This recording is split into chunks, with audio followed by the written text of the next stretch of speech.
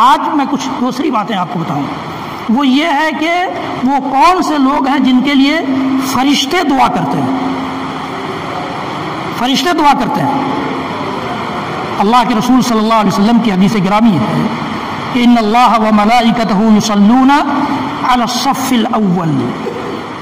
پہلی صف میں جو لوگ رہتے ہیں، پہلی صف میں، جمعہ کے دن بھی لوگ آتے ہیں، یہاں جگہ خالی ہے پھر بھی پیچھے بیٹھ جاتے ہیں، پنکھا دیکھتے ہیں، اے سی دیکھتے ہیں، یا اور بھی نمازوں میں. پہلی صف میں جو لوگ نماز ادا کرتے ہیں، اللہ کے رسول صلی اللہ علیہ وسلم نے فرمایا کہ اللہ اور اس کے فرشتے، اللہ رحمت نازل کرتا ہے، فرشتے رحمت کی دعا کرتے ہیں، ان کے لیے فرشتے رحمت کی دعا کرتے ہیں. تو ایک گروہ وہ ہے جو پہلی صف کو چن لے اپنے لیے، پہلی صف کو. یہاں تو نماز ہی نہیں ہے تو پہلی دوسری صف کا کیا معنی رکھتا ہے؟ کوئی معنی ہی نہیں.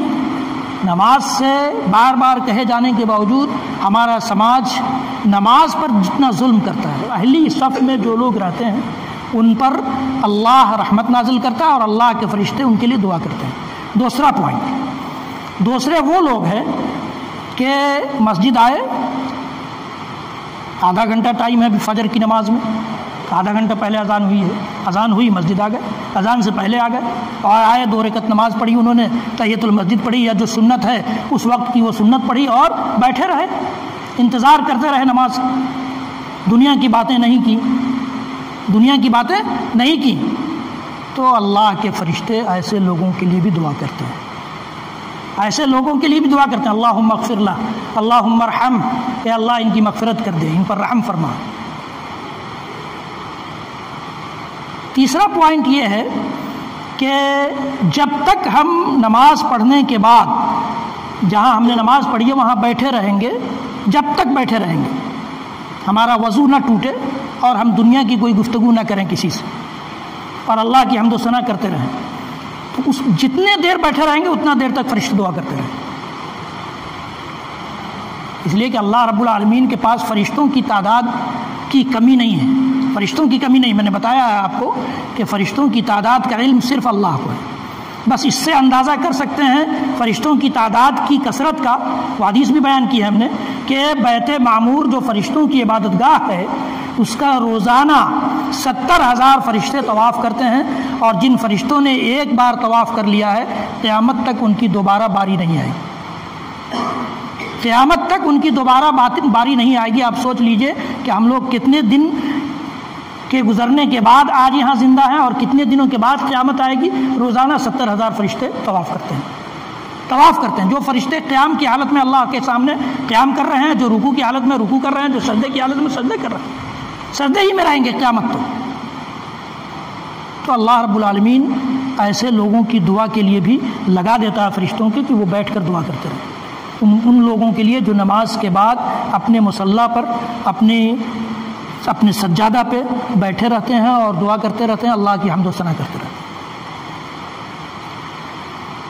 تیسری حدیث جو میرے سامنے سے گزری اس سلسلے میں وہ یہ کہ ایک آدمی اپنے کسی بیمار بھائی کی عیادت کے لیے جاتا ہے تو اللہ کے نبی صلی اللہ علیہ وسلم فرماتے ہیں کہ جو عیادت کے لیے جائے کسی مریض بیمار آدمی کے تو اس کے ساتھ 70,000 فرشتے نکلتے ہیں،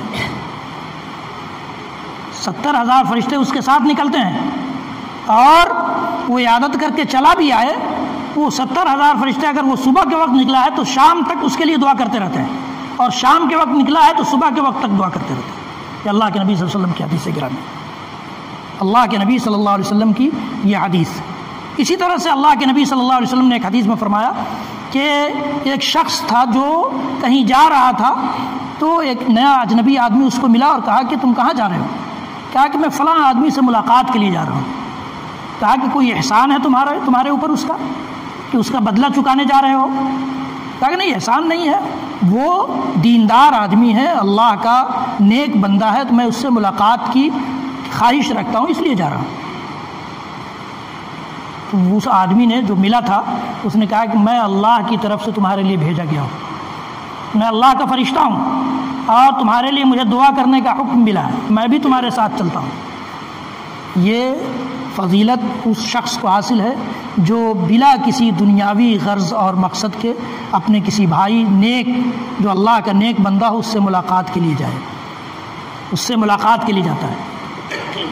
اسی طرح سے اگر ہم وضو کر کے سوتے ہیں تو جب تک وضو ہمارا ہے تب تک کے لیے فرشتے دعا کرتے رہتے ہیں، ہم سوئے بھی ہیں پھر بھی فرشتے دعا کرتے رہتے ہیں۔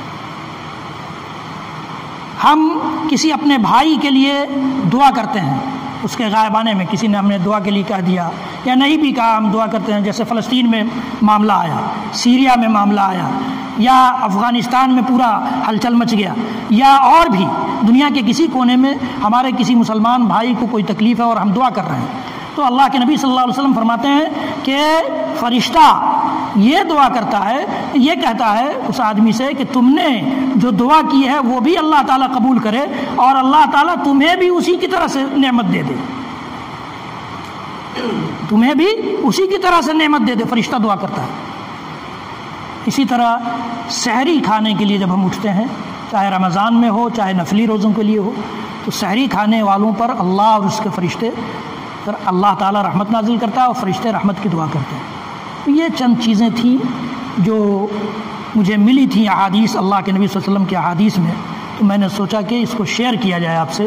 اللہ رب العالمین ہم سب کو ان جماعتوں میں سے بنا لے جن جماعتوں پر اللہ کی رحمت بھی نازل ہوتی ہو اور اللہ کے فرشتے بھی دعا کرتے ہوں ان کے لیے۔ رب العالمین ہم سب کو انہی جماعتوں میں سے بنا لے۔